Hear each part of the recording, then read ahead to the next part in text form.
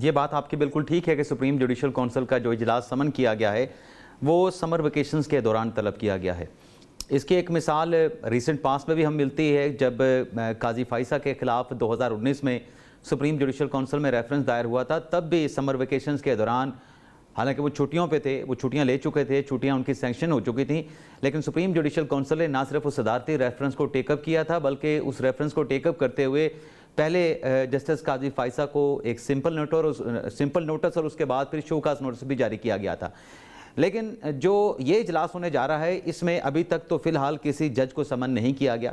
اس اجلاس کے حوالے سے ذرائع جو بتاتے ہیں وہ یہ ہے کہ آلریڈی جو مختلف کمپلینٹس مختلف ہائی کورٹس کے ججز کے خلاف یا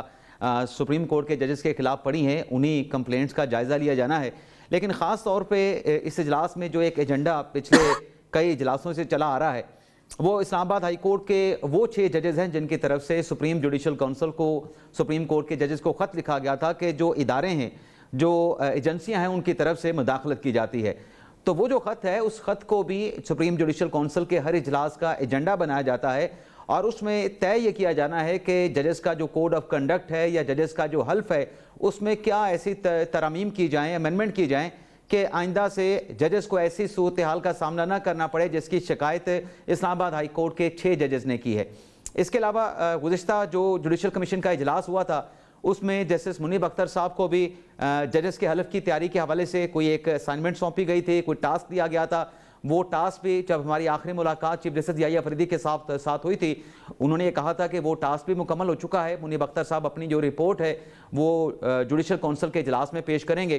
تو 12 جولائی کا اجلاس تو محض اسی ایجنڈے کے حوالے سے لگ رہا ہے کہ اس میں جو پرانی کمپلینٹس ہیں، جو 6 ججز کا خط ہے، اس میں کیا امینڈمنٹس ہو سکتی ہیں ججز کے حلف میں، ججز کے کوڈ آف کنڈکٹ میں، اور پھر جو منیب اختر صاحب نے کوئی رپورٹ تیار کی ہے، شاید اسی کا جائزہ لیا جائے گا۔ اس سے زیادہ کوئی اجلاس کے جو اسلام آباد ہائی کورٹ کے 5 ججز کے ساتھ اس اجلاس کو منسوخ کیا جا رہا ہے، اس کے ساتھ بہرحال اس کا کوئی لنک بنتا نہیں ہے۔ ہاں، ادروائز یہ ضرور ہے کہ جو اطلاعات کی بات کی عادل سرفراز صاحب نے، ہم نے بھی اپنے ساتھیوں سے یہ خبریں سنی ہیں، یہ ان سے باتیں سنی ہیں کہ 5 ججز کے خلاف کوئی ریفرنس تیار ہو رہا ہے، سپریم جوڈیشل کونسل میں دائر کیا جائے گا، جج کا گھیرا تنگ ہوگا۔ آج ایوان صدر میں جو سرفراز ڈوگر صاحب کی حلف برداری کی تقریب تھی، اس میں وہاں پہ ہمارا مختلف جو اعلیٰ حکام ہیں، وزیر قانون کے ساتھ بھی رابطہ ہوا، احسن بھون کے ساتھ بھی ہماری بات چیت ہوئی،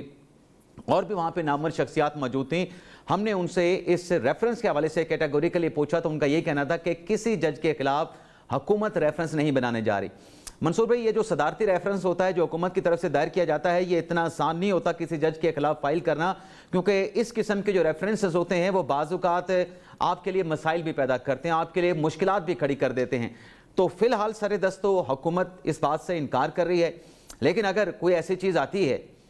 کسی بھی جج کے خلاف، تو سپریم جوڈیشل کونسل میں ایک عام جو شہری ہے، کوئی وکیل ہے، وہ بھی شکایت کسی جج کے خلاف جو ہے اس کا اندراج کروا سکتا ہے۔ جہاں تک جسٹس صدار اعجاز اسحاق کے ساتھ احسن بھون صاحب کے مکالمے کا تعلق ہے،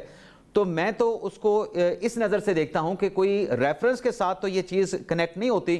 کیونکہ جو ریفرنس کسی جج کے خلاف ہوتا ہے اس میں جج کو آرٹیکل 209 کے تحت مکمل طور پہ پروٹیکشن حاصل ہے۔ ایسا نہیں ہے کہ ریفرنس سپریم جوڈیشل کونسل میں آئے، کسی عام شہری کی، کسی وکیل کی کوئی کمپلینٹ آ جائے اور فوری طور پر جج صاحب کو ان کے عہدے سے برطرف کر دیا جائے گا۔ مکمل ایک ٹرائل ہوتا ہے، جج صاحب کے